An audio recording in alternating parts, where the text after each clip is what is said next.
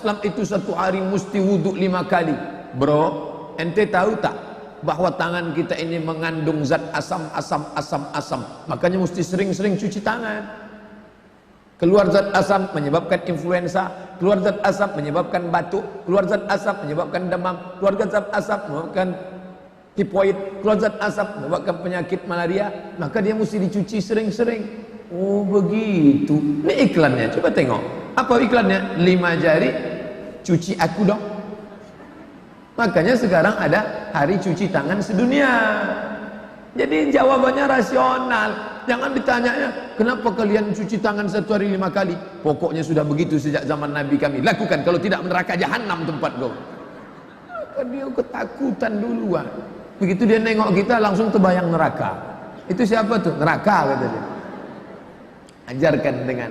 Makanya kalau kita naik pesawat, tapi yang kelas tentu kelas VVIP, begitu kita duduk datang pramugari bawa sapu tangan. Saya kemarin dibawakannya sapu tangan. Bapak tidak. Yang pertama kali naik ditengoknya, diambil, dikunyahnya. Berasap, tengok sangka roti hangat. Padahal itu untuk cuci tangan. Kenapa? Membersihkan zat asam. Siapa agama yang paling bersih di dunia? Islam. Bangun pagi cuci tangan, salat zuhur cuci tangan, salat asar cuci tangan, salat maghrib cuci tangan, salat isya cuci tangan, mau tahajud witir cuci tangan, iktikaf bersih.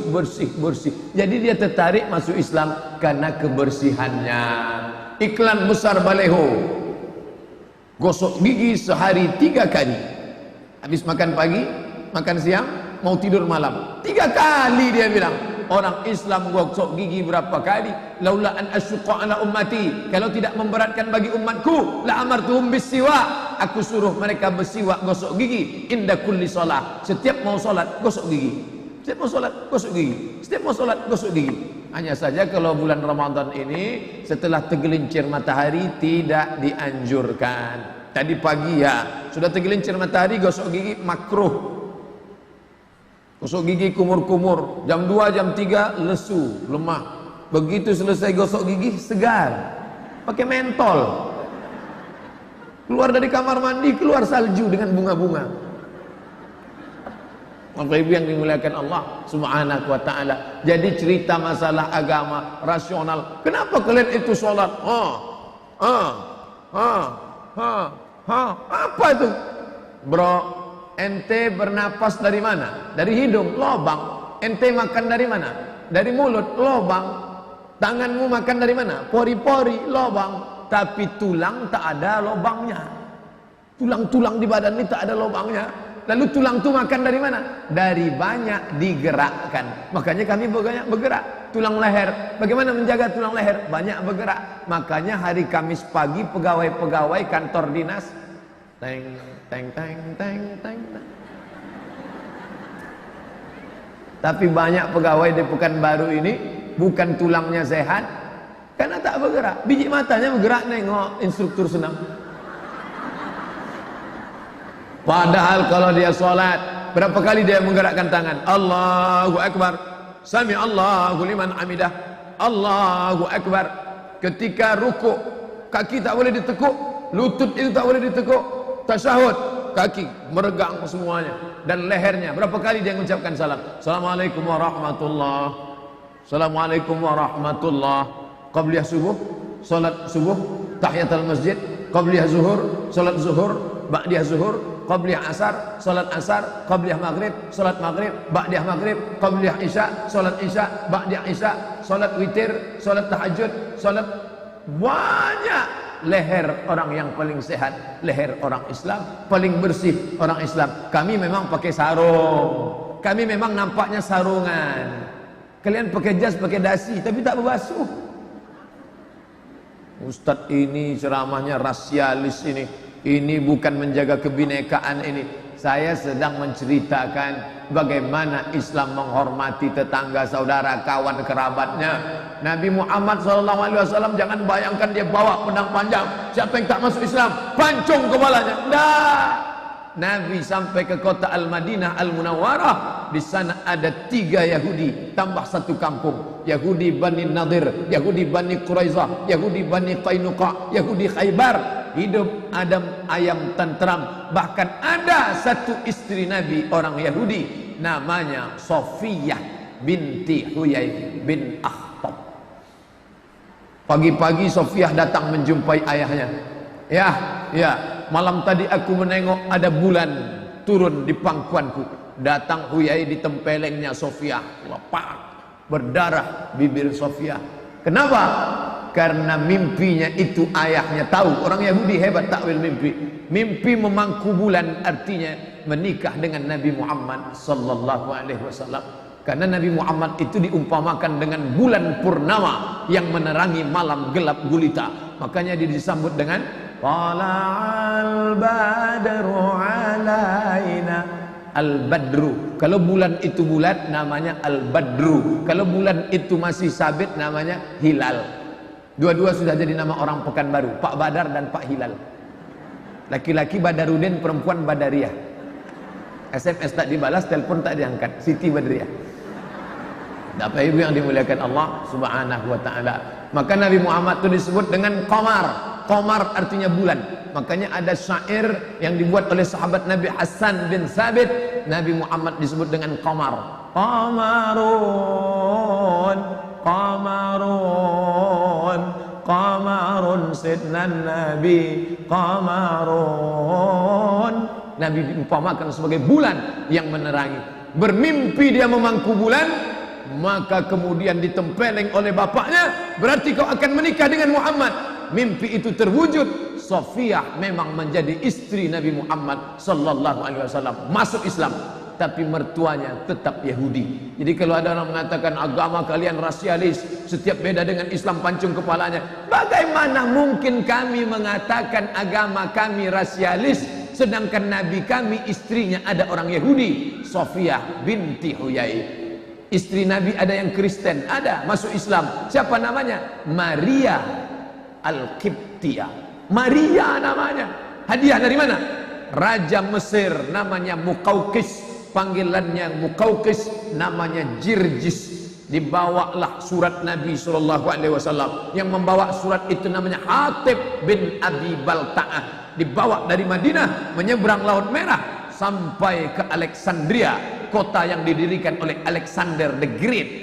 Alexander membuat kota namanya Alexandria. Abdul Somad kalau buat kota namanya Somadia. Nama rajanya Jirjis, nama panggilannya Muqawqis. Ini surat baginda Nabi. Dibacanya surat Nabi sallallahu alaihi wasallam, ditutupnya, diciumnya, dibalasnya hadiah banyak. Di antara hadiah itu dikirimnya satu botol asal Banha, madu dari Banha. Sampai madu itu ke Madinah, diminum Nabi, madu itu habis. Jadi kalau ada ibu-ibu BKMT, BKW, Ustadz Somad, Iko kami dapat hadiah madu dari Ong Tai Kim. Kenapa tak diminum? Takut saya Pak Ustadz. Mari kasih saya biar saya minum. Nabi meminum madu hadiah dari Raja Mesir, agamanya Kristen Ortodok. Habis dikasih kain putih. Karena Mesir itu produk tekstil, kain-kain bagus dari Mesir. Mesir peradabannya maju, piramid, Fir'aun. Maka kain putih itu diambil Nabi, disimpan, dijadikan baju jubah. Diambil Nabi. Maka kalau dikasih pakaian boleh, dikasih minuman silakan. Lalu dikirim pula biral, keledai paling besar, himar paling kecil. Antara keledai dengan himar, antara kuda dengan keledai, ada binatang pertengahan namanya biral. Dikirimnya biral untuk Nabi sebagai kendaraan dinas, dipakai Nabi. Ada bapak ibu dapat hadiah motor Yamaha Mio, tak usah sebut merek Pak Ustadz, motor lah pokoknya. Dapat, ya boleh dipakai, kecuali ada stiker-stiker, dipasangnya stiker haleluya, dipasangnya stiker agama, home santi home, itu baru tak boleh.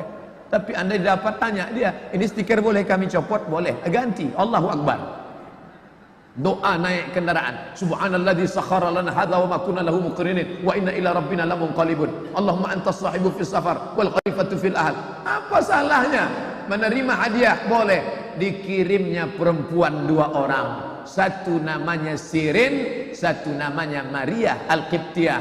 Sirin dinikahkan dengan sahabat Nabi yang belum menikah, namanya Hasan bin Thabit. Maria menjadi ibu dari anak Nabi laki-laki lahir dari Maria, namanya Ibrahim, umurnya 18 bulan meninggal dunia. Andai Ibrahim itu hidup, tentu dia akan menjadi orang paling disayangi oleh orang Mesir karena ibunya orang Mesir. Makanya Nabi sebelum meninggal, apa kata Nabi? Nanti kalau kalian sampai ke Mesir, istausu li ahli Misra khaira. Kalau kalian sampai ke Mesir, kalian akan berdakwah kebaikan di Mesir, karena Mesir bukan sekedar negeri, tapi Mesir adalah ada hubungan pernikahan dengan aku. Makanya ketika orang Arab sampai ke Mesir, mereka tanya, dari mana? Dari Madinah. Oh, dari Madinah, iya. Pengikut Muhammad, iya. Muhammad Utsman Dua. Karena istri Nabi SAW ada orang Yahudi, istri Nabi ada orang Mesir, dan dia adalah muslimah bernama Maria Al-Qibtiyah. Jadi kalau ada orang mengatakan Islam ini rasis, Islam ini fasis, Islam ini hanya sesama dia saja, kalau tidak sama dia halal. Oh, tidak begitu saudaraku. Pelajari Islam dengan baik. Makanya orang-orang barat yang belajar tentang Nabi Muhammad, tapi yang paham, dia puji Nabi Muhammad itu luar biasa. Ada seorang perempuan namanya Karen Armstrong. Karen Armstrong. Dari namanya Bapak Ibu sudah tahu ini orang tak mandi wajib dan tak sunat. Karen Armstrong. Tapi dia tulis buku the best seller, buku terbaik. Apa judulnya? History of Prophet Muhammad, peace be upon him. Sejarah biografi Muhammad. Diceritakannya kelebihan-kelebihan Muhammad. Ada lagi orang Amerika namanya Michael H. Hart.